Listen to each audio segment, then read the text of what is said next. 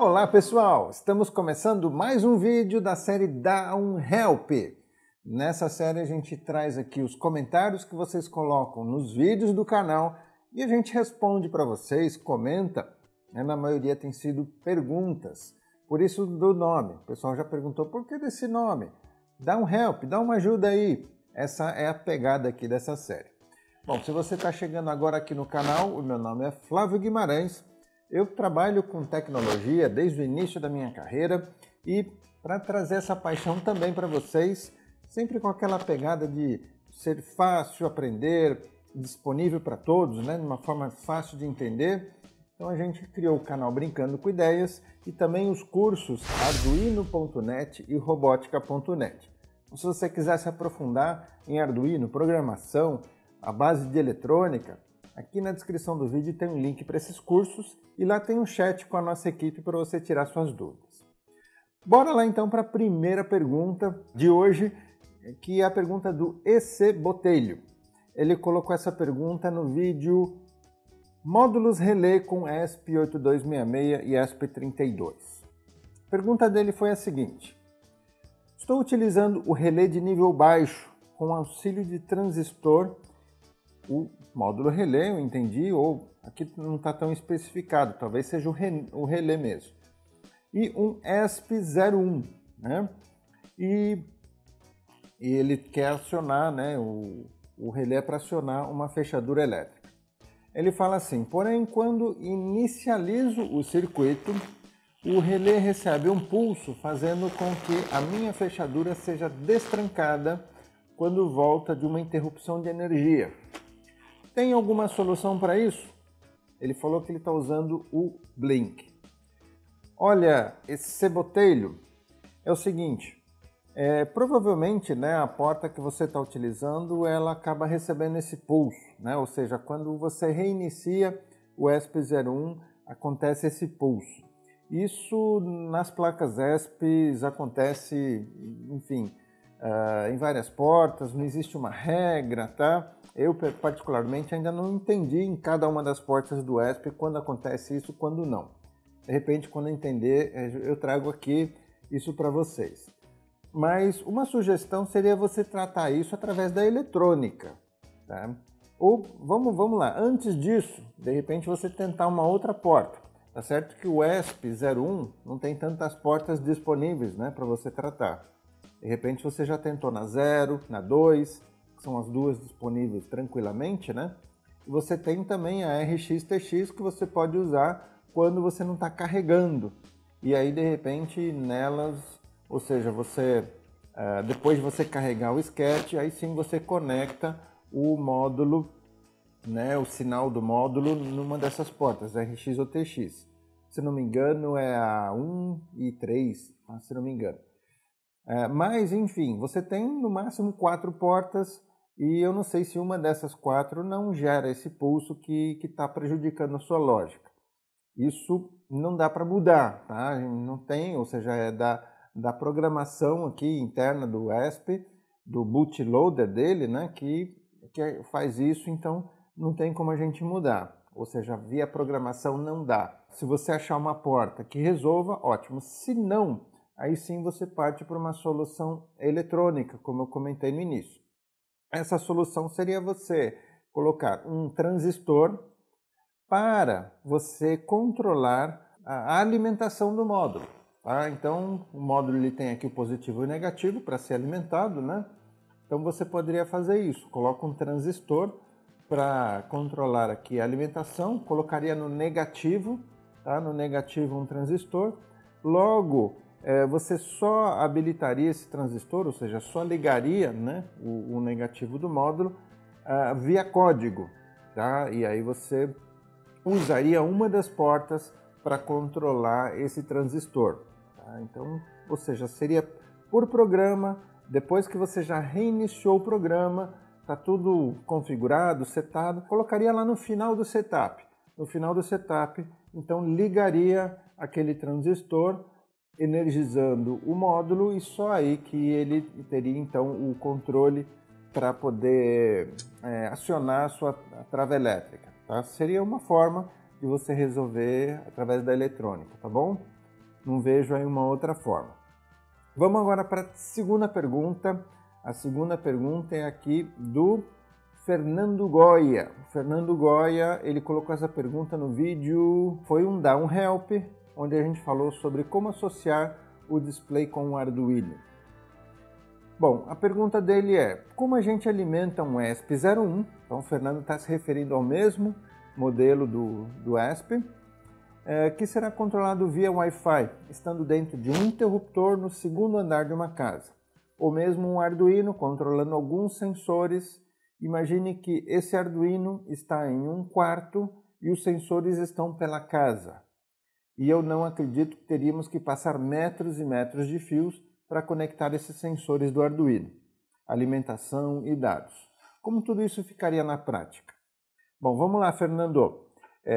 A princípio, sim, você poderia passar metros e metros de fios, assim como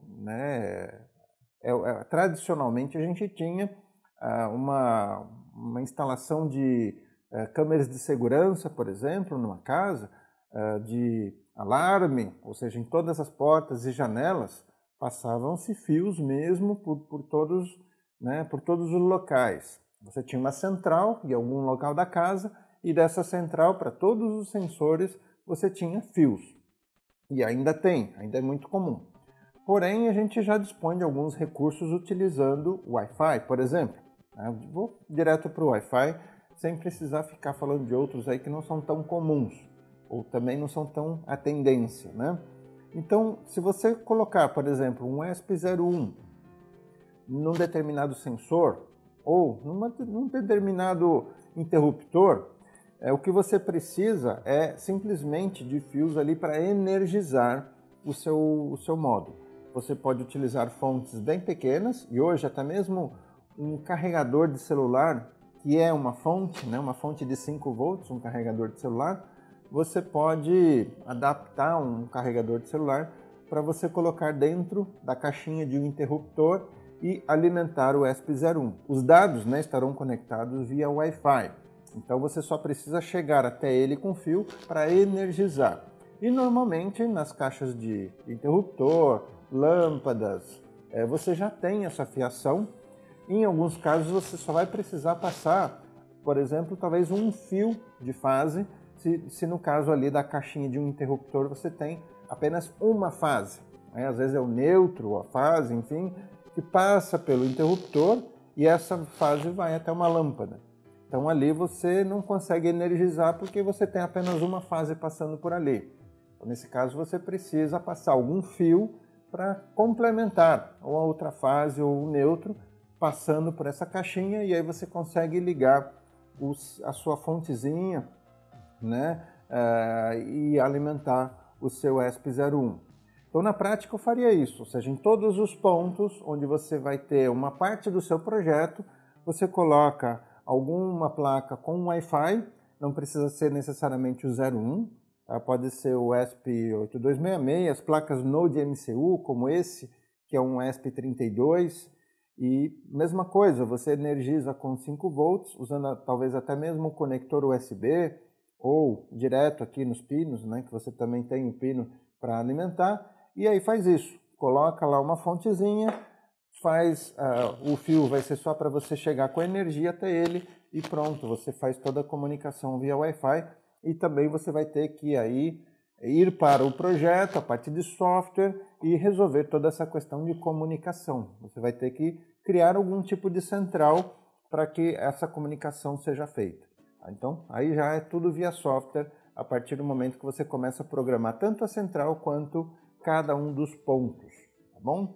Puro software, Fernando.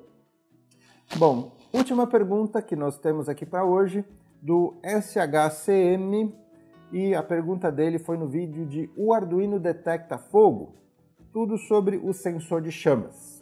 Então lá nesse vídeo ele fez a seguinte pergunta: eu poderia inverter o sensor? Ou seja, se ele não ver a chama, ele apitar?